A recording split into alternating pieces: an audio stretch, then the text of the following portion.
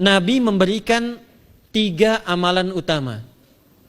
Saya akan bacakan dengan cepat 3 amalan utama yang dikuatkan oleh beliau kepada para sahabat sebelum tiba Ramadan dan sampai sekarang menjadi kurikulum Ramadan Nabi.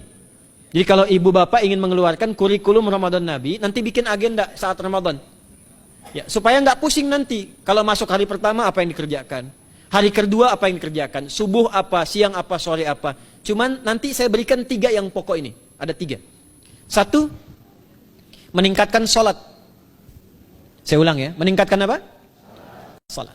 Kalau meningkat secara singkatnya berarti bertambah dari yang sekedar fardu, tambah dengan apa? Sunnah. Maka dari sekarang keluarkan semua jenis sholat-sholat sunnah. Keluarkan dari sekarang apa saja, siang dan malamnya. Yang rawatib ada berapa rawatib? Rawatib 12. Ya, rawatib itu yang melekat dengan sholat fardu dan menentukan untuk memperbaiki sholat fardu. Menambah. Jadi kalau kurang khusyuk ditambah dengan sunnahnya disebut rawatib. Bisa sebelum, bisa setelah sholat fardu. Ada 12 dari hadis Nabi sallallahu alaihi wasallam. Man shalla isnatai asyrata raka'atan, siapa yang sholat 12 rakaat fi yaumin wa lailatin, yang mengiringi sholat fardu siang dan malam. Ya, bunyalahu bihinna baitun fil jannah, maka akan dibangunkan baginya satu rumah di surga kalau konsisten menunaikan 12 itu sampai meninggal dunia. Sahabat yang mendengar itu mengatakan kompak semuanya, sejak mendengar hadis itu kami usahakan istiqomah sampai meninggal tidak meninggalkannya. 12 itu 2 sebelum subuh, cepat. 4 sebelum zuhur, 2 setelah zuhur, 2 setelah maghrib, 2 setelah isya. 2 rakaat sebelum subuh, 4 rakaat sebelum zuhur. Kalau nggak bisa 4 rakaat, karena terbatas waktunya, boleh 2 rakaat, khusus untuk sebelum zuhur. Kalau nggak bisa 4, boleh berapa? 2. Dalilnya hadis Ibnu Umar radhiyallahu taala anhuma. Kata beliau, hafidtu asyra rakaatin, saya hafal 10 rakaat dari Nabi sallallahu alaihi wasallam salat sunnah. Maka menyebutkan sebelum zuhur 2 rakaat. Baik, jadi 12 ya. 2 sebelum subuh, 4 sebelum zuhur, 2 setelah zuhur, 2 setelah maghrib, 2 setelah isya. Ini yang disebut dengan rawatib. Jamak dari kata ratib. Di luar ini mutlak. Mutlak ini ada yang berdampingan dengan salat fardu, ada yang terpisah. Contoh yang berdampingan, 4 rakaat sebelum asar. 4 rakaat ini bukan disebut rawatib, tapi salat mutlak. Cuma waktunya berdampingan dengan salat fardu. Jadi dia nggak memengaruhi salat fardu, cuma punya keutamaan sendiri.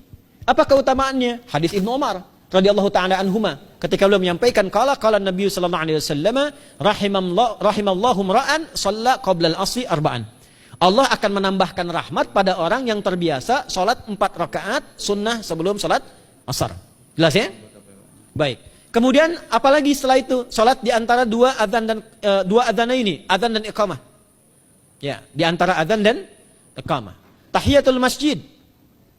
Apalagi misalnya salat duha. Duha dibagi 3.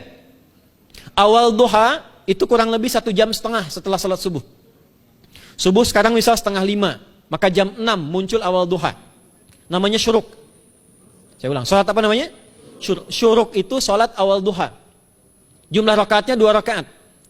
Man sallal ghadata fil jama'ati thumma yaqudu yadhkurullah subhanahu wa ta'ala fa yusalli rak'ataini fa kana alaihi ka ajri umratin wa hajjin, ya ka ajri ummatin wa hajjin tamatan. Siapa yang salat subuh 2 rakaat dengan berjamaah, ya, dan umumnya kalau berjamaah bisa ke masjid di masjid.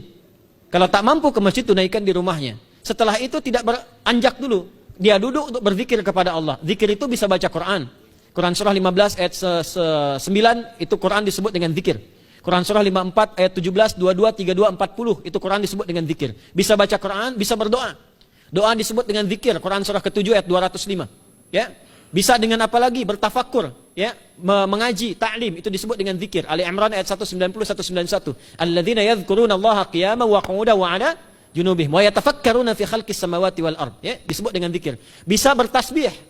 Zikir pagi petang, kalimat-kalimat thayyibah, ada itu di Quran surah ke-4 ayat 103. Jadi habis salat subuh zikir dulu. Doa dulu, zikir dulu, belajar dulu, tafsir dulu. Setelah itu muncul syuruk. Perjalanannya disebut isyraq, melewati masyrik, 1 tombak bayangan, dia salat 2 rakaat, itu pahala salatnya senilai haji dan umrah. Sempurna. Bukan sudah haji, bukan. Mau kemana? Ibu mau haji dulu? Tidak.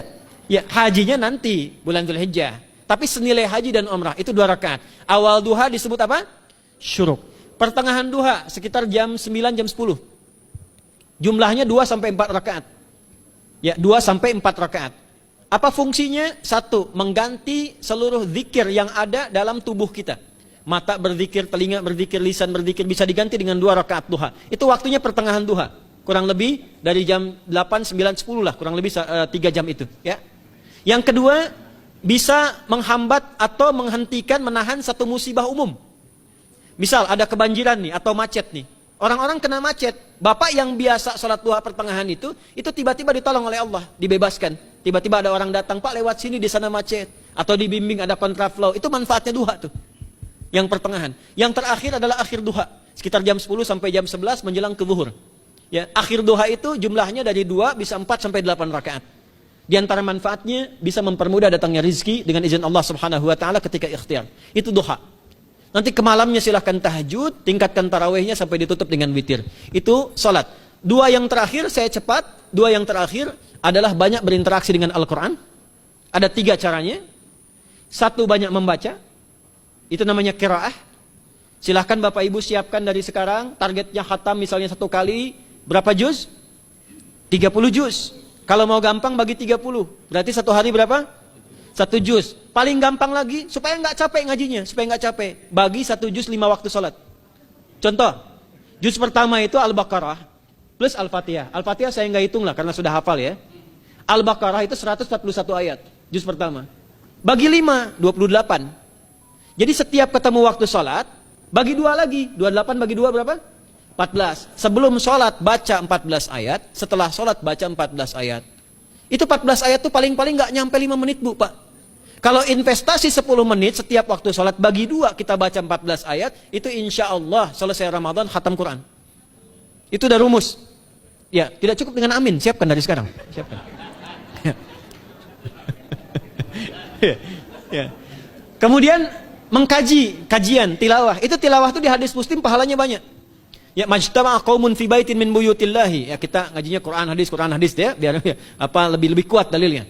Majtama'a qaumun fi baitin min buyutillahi yatsluna kitaballahi wa yatadarasuna fima bainahum. Ya, siapa yang bisa tilawah Quran, ngaji, tafsir, keluarkan misalnya untuk Ramadan 10 hari saya pengen tahu Al-Fatihah. Itu ketika dilakukan punya 4 keutamaan. 1, ghasyiyatuhum rahmah. Selama ngaji, rahmat Allah dibentangkan. Kalau pengen doa cepat dikabulkan, kalau istighfar diampuni. Yang kedua, awas ini nazalat alaihimus sakinah, diberikan ketenangan dalam jiwa. Bapak Ibu pengen di rumah tangga nyari sakinah, isi dengan Quran di rumah. Amalan terakhir infak. Ya, hadisnya dari Ibnu Abbas, Ibnu Abbas radhiyallahu taala anhuma, qala, ya, beliau mengatakan kana Nabi sallallahu alaihi wasallam ajwadan nas wa ajwadu ma yakunu fi Ramadan. Adalah Nabi sallallahu alaihi wasallam itu orang yang sangat luar biasa dermawan dan lembut. Dan bertambah dermawan lagi ketika tiba Ramadan. Apa yang dilakukan Nabi? Mensupport sahabat, siapapun yang punya anggaran untuk infak, disiapkan sebelum Ramadan. Jangan berpikir banyak Bu. Yang penting ada anggaran, 30 ribu nggak ada masalah.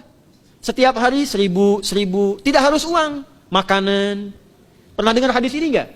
Siapa yang memfasilitasi bukaan orang puasa, walaupun dengan sebiji kurma dan sehirup air, maka dia mendapatkan pahala seperti orang puasa itu tanpa dikurangi sedikit pun. Ada? Hadisnya sahih di At-Tirmidzi. Tapi bukan berarti nyari kurma ke Tanah Abang setiap hari 1. Terus minumnya 1 sedotan aja ganti-ganti. Ya, maksudnya apa? Yang paling minimal kita bisa keluarkan. Itu pahalanya 700 kali lipat dikali 10. Paling standar. 700 kali itu standar biasa di hari ini. Dalilnya Al-Baqarah ayat 261 yang dibacakan Adinda tadi kita itu. Ramadan kali 10 lagi. Maka dari itu disiapkan dari sekarang untuk infak. Kalau kami di desa itu, ibu saya selalu kalau Ramadan itu RT-nya setiap rumah. Ini untuk bukaan hari ini rumah A, rumah B, rumah C. Bukaan besok rumah A, rumah B, rumah C. Boleh tuh di PWM Pak dipraktikkan. Ya, misalnya anggota perserikatan siapa dikasih kesempatan. Mungkin nanti yang lain kurmanya, yang ini misalnya jeruknya, yang ini ininya. Setiap ada bukaan ya kirim ke yatimnya, ya kemudian ke pondok-pondok asuhan Muhammadiyah yang tadi disebutkan sekian ribu itu, cari pahala.